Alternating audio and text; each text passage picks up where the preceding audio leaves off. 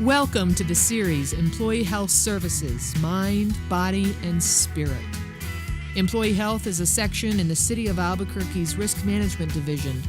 Its mission is to promote a sense of community and increase wellness among city employees and their families by providing education and counseling about physical and mental health. And now, Mind, Body, and Spirit with Dr. Julia Bain. Hello, I'm Dr. Julia Bain, and welcome to Mind, Body, and Spirit. I am very excited today to talk to Poet Laureate, City Employee, Hakim Bellamy. Hi, Dr. Bain. Welcome to the show. Good morning. Thanks for having me. We've been talking about doing this ever since really right. you've come to the city, and I am so privileged and excited to talk about you, your work, your role with the city, how you became a poet, everything. Yes, you talk about it till it happens. Let's go. Yeah. All right. Well, let's just start off with, your background. Did you grow up in Albuquerque? Where did you grow up? What shaped you? What environment? I know. I feel like such a fixture here, to the chagrin of some, that it's like I've been here my entire life, and I've only been here 14 years. And so I came here from the Philadelphia area. My parents live in Sicklerville, New Jersey. Shout out to Sicklerville. But it's about 20 minutes outside of Philadelphia, which is where I was born. And that's where I went to, in that area, that South Jersey area. That's where I went to high school. That is where I went to church growing up. It's where I was in Indian Guides, which was kind of like knockoff Boy Scouts. Summers at the shore, cheesesteaks, soft pretzels, and really good pizza every weekend. Sounds like a good childhood to me. Yeah, bagels, Philadelphia cream cheese, all the good stuff. And so, and I had two. No wonder you grew so tall. That's all what that good food. It's the cream cheese. It's good for it's good for length. But yeah, and then my family, my two younger brothers, both my parents, both had jobs working for the federal government and for FAA. And they were computer people, and I just didn't take to computers as much as the rest of them. I took more to soccer and poetry. So. Nice. So you've been a poet most of your life, even as a child? Yeah, I didn't know it then. I was just strange. But eventually, I grew into my poetry britches and was brave enough to start calling it that and putting myself out there as that. And I got lucky that people accepted it, and they were like, "Yeah, I could see it. Poet. Yeah, you're a poet. Go for it." So, wonderful. So it just became part of your identity. So how did you become a famous poet? Oh man, you're kind. I don't know how famous I am, but I think that the tradition of poetry I come out of is not so much. I didn't go to school for creative writing. It was very much out of this kind of performance poet construct, and the only roadmaps and examples for me were Last Poets, Amiri Baraka, Gil Scott Heron, and a lot of their poet. These are poets that were meant to be heard and not so much meant to be read. A lot of poetry, historians will argue that all poetry was meant to be heard because it predated the oral tradition, predated text before we started writing things down. Indeed. But so when you come from that background, and those are your heroes, those are the records your parents used to play, that your favorite poets and writers aren't in fact poets and writers. They are Martin Luther King. They are the speeches of Malcolm X and things like that. That's pretty much your example, and you just try to figure out yourself inside that. So it became performance-based instead of written-based, and so that means I was standing in front of rooms and standing in front of audiences. And at a very young age, I wasn't doing poetry back then. It was like mom and dad saying, "You're going to go sing in a church choir, or you're going to be in an Easter play at church, and even if you don't like it, get up there." But the more I did that, I got asked to do more and more things, like read I Have a Dream speech, and then maybe you want to write something of your own to add before and after it, and maybe you want to, and eventually people just were like, "Hey, he's a good speaker, maybe he has something to say that's like his own and not someone else's." And those audiences just begin to grow. That's a great story. Yeah. I had the privilege of being able to see in person Maya Angelou, who was obviously just tremendously inspiring and fantastic. It was such a loss when she passed. Yeah, she's an institution. Totally, absolutely. So, Hakim, today, what inspires your writing today? I feel like my tradition is really journalistic. coming from that kind of spoken word tradition, it's always about analyzing the world around you. Definitely comes from a space of speaking truth to power. It comes from a space of trying to add something to the conversation that you find missing. And as a young African-American man in America, I find our perspective often missing. So I'm always trying to add that to the conversation. But it doesn't mean it has to be about that, right? You know, and so sometimes, you know, I want to just write about my favorite TV show, and that's great. And it's not politicized just because a black poet wrote it. It's just about my favorite TV show, right? Like, you know, but the things that inspire me though are actually like, you know, current events, and that's always kind of driven me. After my son was born, you know, I became like a doting dad, and I wrote poems about how much I love my son, and I still do. I generally don't read those often in public. Like, you know, I read them to him. How old is he now? He's gonna be 11 next month. Oh, wow. Next month, you know. But generally I'm kind of a news junkie. It's often motivated by current affairs. But I think the real power is not to write the news. Like, we pay journalists to write the news. I think where poets add to the conversations is they provide context, they make some really abstract story really personal, and so that you feel the news. And that's where for me, that's where the real magic is in political poetry. Is like, how do I make you feel it as opposed to just know it or recite it or have an opinion of it. I want you to wrestle with it, right? I want you to feel it. Emotion. Maybe even empathy. Passion. You're inspiring me. Yeah. Wow. You're inspiring me. You're inspiring me. So, what was it like to win multiple poetry slams? You knew I was going to bring this up. I mean, because you have won all kinds of awards. What was your first win? What was that like? What happened? It's nerve-wracking. So, like, I guess for the people at home, you know, it's like a poetry slam is often called the art of the art. I totally forgot the definition we used, but we call it the competitive art of performance poetry. There you go. Okay. And so some people call it the competitive sport of performance poetry, and usually sports, athletics, and poets don't go together well, right? They sit at different lunch tables, you know, in high school because you got the jocks and the nerds. And so I happen to be both. I'm a Gemini, I'm an athlete my entire life, and so competition was not foreign to me. But this basketball? Soccer, actually. I played basketball and ran track, but I was a better soccer player. And so I was accustomed to that. I was accustomed to that kind of performance, because that's a performance too. Oh, yes. Ask any high school football player. You're out there in the middle of the field, everybody's watching you guys choreograph and dance, and there's 10,000 people in the stands. So it's a show, like any other show. So I was used to that aspect, but this time the show wasn't how fast I could run or how high I could jump or how hard I could kick a ball. The show was actually me.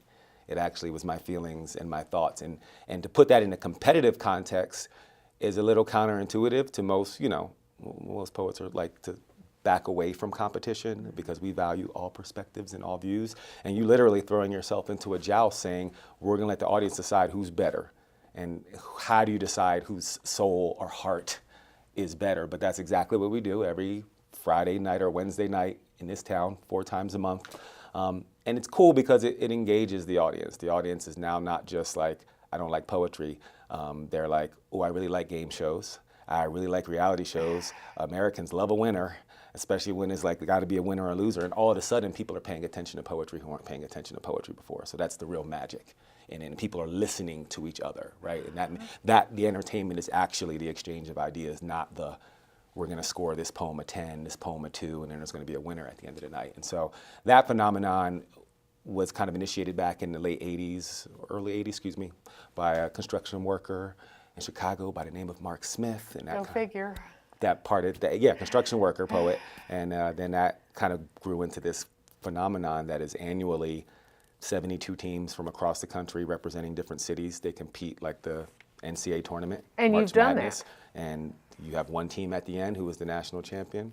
And in 2005, that was the city of Albuquerque. And I was on that team with some other amazing poets. Wow. That's a great story. You won. Yeah, we won. We brought it home. We brought the belt home for Albuquerque. And that following year, in 2006, the UNM Lobo Slam, which I was also a part of, we won the college version of it, the real March Madness version of Poetry Slam, and we competed it's called the College Union's Poetry Slam Invitational, And I was on a team with another city employee who works in the mayor's office. Carlos Contreras was on both of those teams with me. So how did you get the title Poet Laureate? How did that happen, that you are, bestowed that kind of honor? Yeah, that's a competition too, as much as people want to pretend it's not. But it's not this like lifetime achievement award. It certainly doesn't mean who's the best poet. Poet Laureate does not mean who's the best poet. It means who's the servant poet of the city, who is gonna, go out to all of the park christenings and special events and write something particularly for that event, which is a commission, right?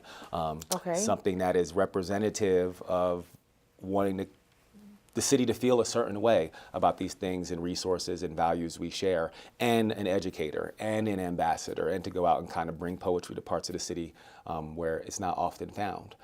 Because everybody deserves art and everybody deserves that kind of connection. And so it's not an elected position, but it is a public servant position, and that's what we look for. So the application process is by nomination, and it goes to a selection committee that is anonymous until after they make their decision. And you have to provide 15 pages of work, and you have to pitch 2 community service projects using poetry. You have to submit budget for both of those, and if you make it through all that, they call you in for an interview, and you interview in front of them, and then they pretty much make a decision. The Albuquerque Poet Laureate Program Selection Committee makes a decision. Mm-hmm. They make sure the mayor is in agreement with it, and then you get a 2-year term. That is wonderful. Well, I think this is the perfect segue for me to say, I asked Hakim to bring a poem today, and he graciously did so. And you said you just wrote it recently for the incoming freshman class of 2022? 2022. Everyone's a Lobo. Yeah. And so we did it at Pope Joy a few weeks ago. I would be so honored if you would read that for us. Right here, right now. Right here, right now. Do I read it to you or to the camera, Dr. Bain? Read it to the camera. Read it to the audience. Okay. It'll be a special treat. All right, we're coming to your camera. Nice. There I am. Okay, perfect. Hi, America. It's called Best Friend's Wedding. When I was 7, I had an imaginary friend. His name was Albuquerque, and nobody believed in him. The kind of kid that always sits next to you in class, the always raised hand, but the teacher never mentions him during roll. The kid with the name that's hard to pronounce and even harder to spell. They told me I'd grow out of it. Leave her for another city, one big enough for my dreams. Look for love elsewhere, they said. And I did, but it was all a mirage. I grew up right near the beach. Landscapes so flat, mountains were the stuff of fairy tales. Unaware that one day I would find myself because I'd climb myself and finally figure out what I am made of. When I turned 21, Albuquerque gifted me the treat code to hydration in the high desert, and the next day it felt like a curse hung over on horizon. A mouthful of memories for breakfast, and if we can make it up soon enough, otherwise it's hair of the dog for brunch, bottoms up. That wingman with all the best stories, that drinking buddy with all the worst jokes, a history buff with a penchant for science fiction. Albuquerque is an old school futurist, never forgetting where she came from, but unafraid to put a rocket on her back and head on into any final frontier. But at the ripe old age of 27, she was a midlife crisis waiting to happen. After stints in Spain, Mexico, and the ancestral Pueblo, Albuquerque was still trying to find itself on the map of what do you want to be when you grow up? And she thought, American? But what she said was Lobo, because a wolf is never alone when it's a nation, not a pack. The 505th borough of this state, Albuquerque, is the Manhattan of New Mexico, from the projects to Los Alamos. In other words, we the bomb. And when I was 35, shortly after I figured everything out, i.e. right after grad school and maxing out my student loans, backpacking a handful of continents that Albuquerque has never called home, I realized that her name means honeymoon in at least 7 languages, and it means sueños in at least 6, and that she speaks sunset, just to remind me that every rock star shoots itself in the same sunrise every morning. Stay woke. And because their vacations are our staycations, I asked her to marry me here, on a broken beach flooded with these adobe sandcastles we call homes. At 36, I found myself the front man in my best friend's wedding. the unsuspecting bridegroom at the weirdest intervention of all time, eye to eye with Albuquerque, confident that there has never been a better looking bride. And as I wrap my arm around her and we prepare for the cruise of our lives, she leans in and whispers the vows that'll make me never forget that night. I put a spell on you, 'cause you are mine. Enchanté.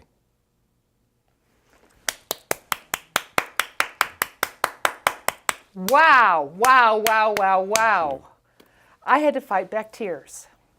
I may start crying now. No promises. Okay, let him fly. That was amazing. That was beautiful. Thank you. You definitely have earned the title of Poet Laureate. That was absolutely beautiful. I'm so touched. Thanks, Dr. Bain. Wow, and thank you for reading that for us. Sure. Thanks for asking. That was amazing. Okay, keep breathing. Ooh, so tell us about your first book, Swear, and how many books have you had published? A bunch. I've been blessed, right? Swear was published in 2012. It was the year I became Poet Laureate. Okay. Published by West End Press. They're a local press. Shout out to John Crawford. But it was distributed through UNM Press, which was helpful. That was my first big book.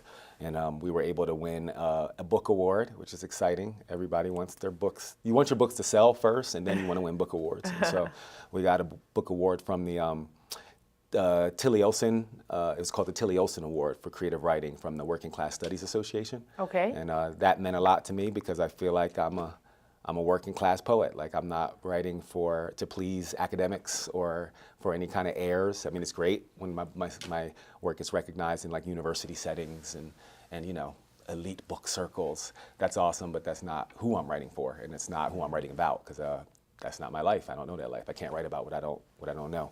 And so it's really important for me, who considers myself a kind of working class guy and a blue collar guy. My parents were blue collar folks. For my book to be recognized in that way. Those poems were a collection of poems from the 5 years prior, and so I feel like I've grown a lot as a writer since then. So now sometimes I look back on that book and I cringe at the poems because I was like, you could have did better.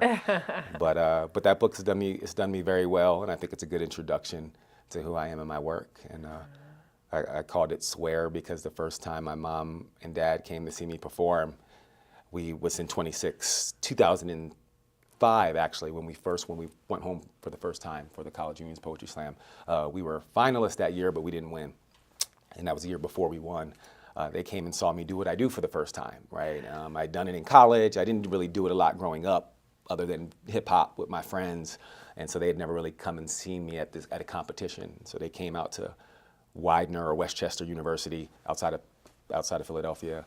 And I did the poem I was most known for at that time and totally forgot the last third of it. So I just repeated the first half of it and kind of walked off stage with like a wrecking ball in my chest because I was like, nobody knows you mess up because no one has a copy of it. They just keep talking. If you stand there and go silent and start blinking like a deer in headlights, then they know you forgot your poem, so you just keep talking.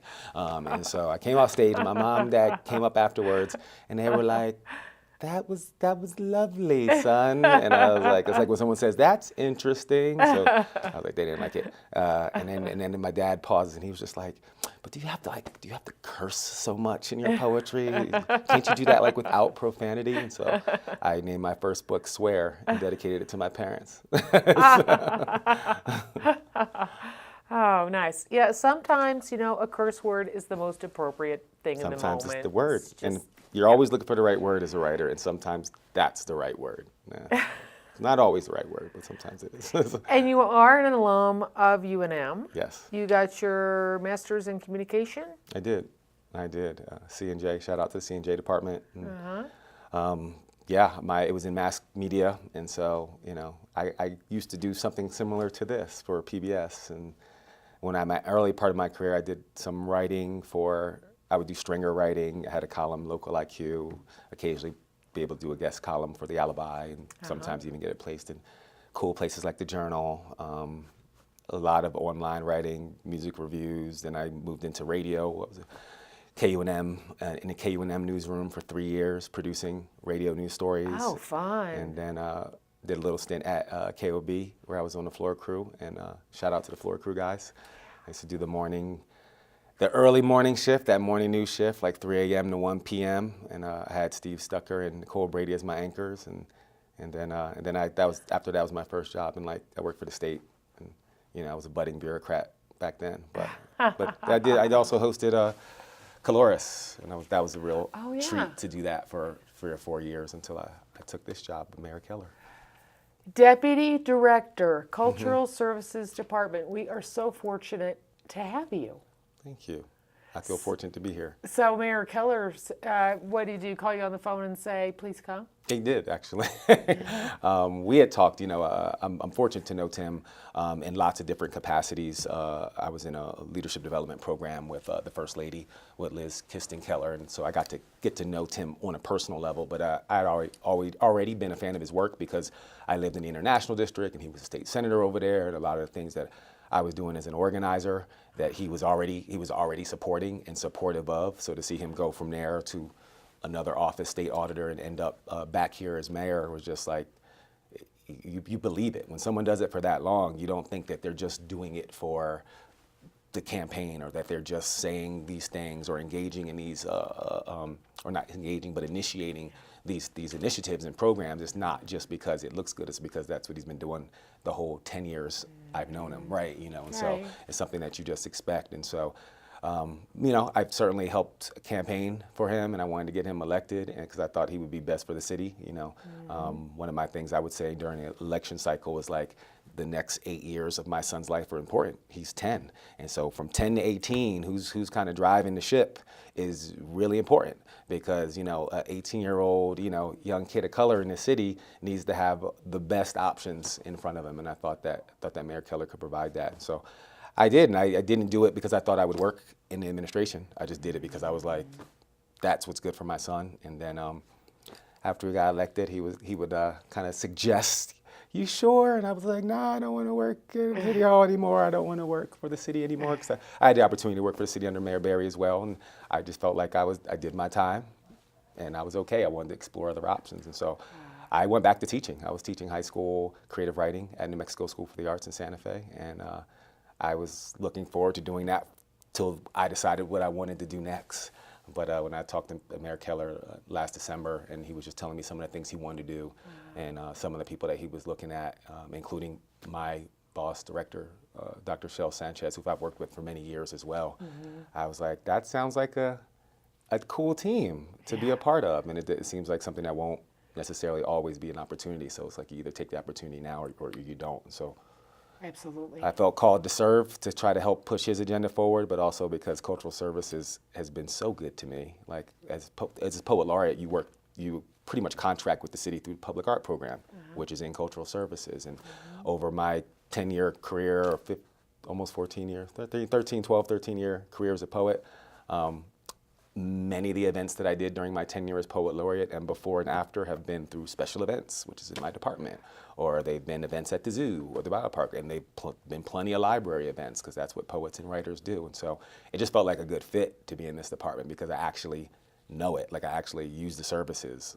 I was a member of the aquarium the first year my son was born, and so it's nice to be on the side of helping better serve the community with these things that I already access, that I already use. So tell the public exactly, like, a typical day in the life of you as a city employee, as deputy director. How are you specifically contributing in the cultural services department? What are you doing? Sure. So as deputy, I joke that my job is to be Deputy Shel.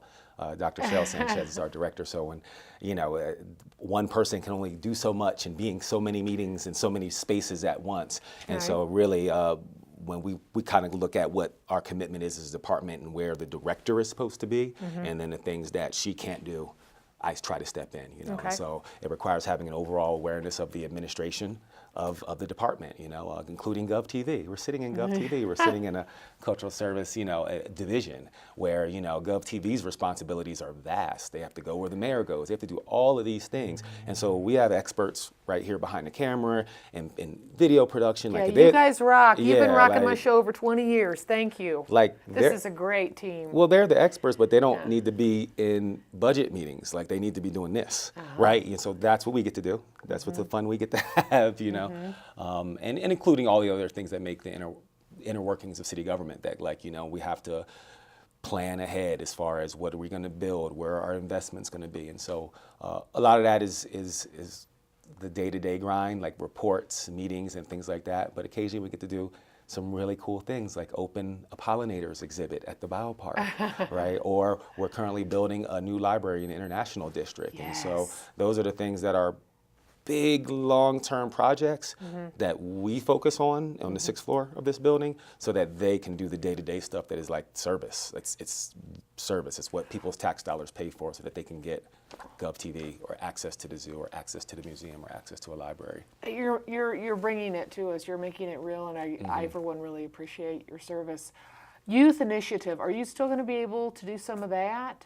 Well, it's cool because I get to step back from the front lines. For many years, I was the guy in the classroom. I enjoy doing that. That's where I like being. That's where the biggest source of inspiration is for my writing, other than the headlines. Is Nice. Like they really inspire me to consider things differently, because young perspectives are a little bit more adventurous than old perspectives. But now, I could only be in so many classrooms. There's only so many hours a day, and there's only one Hakim.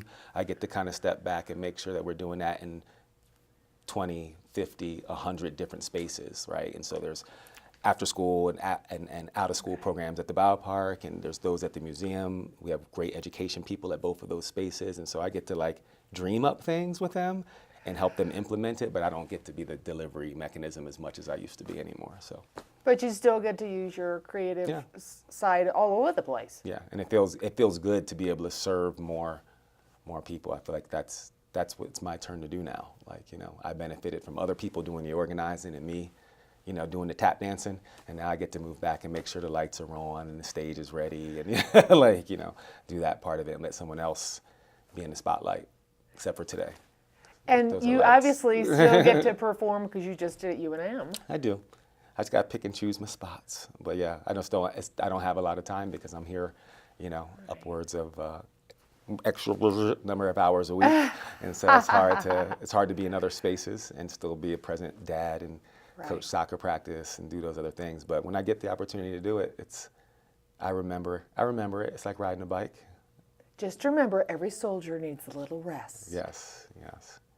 So, yeah, because we don't want you to burn out. We want you to be around for a long time. I want you to be a member of this team. Thank you. We only have a couple of minutes left. So, what words of wisdom do you have for the community? What do you want the audience to remember in terms of you and your message, what you stand for and believe in, and just inspiring words? I think that for me, what's cool about being in this position is that poets have always been tasked with the responsibility, right, of articulating culture, right, of collecting stories, of telling stories, and that's kind of what I do in my own artistic craft and practice. Now I get to work in a department that ostensibly does the same thing for the city of Albuquerque, and now I can't speak for Dr. Sanchez, but she also comes from a creative background and has done creative things and is a writer as well. It's like it's really cool to be part of a department that is charged. Like, that's our whole mission, is culture. It's not like tangential. It's not like art being ornamental. It's not something that's an afterthought. It's actually integral to everything we do. It's what drives the department. Absolutely. And in a city like Albuquerque, in a state like New Mexico, where culture is so important, and to have an administration that puts arts and culture at the center as well, and not just on the fringe, or that's something that's a luxury you do when you have free time, but as essentially a right, like access to the library, access to art and museums, like that's a right. In fact, you pay for it. And so to be able to be in that space as a advocate of it, as an organizer of it, and even I call myself an artistic activist, because I'm adamant about people having something in their life that brings them joy and beauty, and it doesn't always have to be expensive. And we get to do that for a lot more people than just our family and friends. And so it's a huge responsibility, but also an amazing opportunity. So I feel like I'm lucky to be here. So I feel I'm lucky that you're here. And I said sometimes I break into song, and I've been inspired to do this song.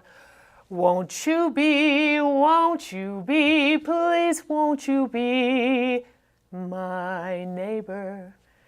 Thank you. You have a beautiful voice, Dr. Bain.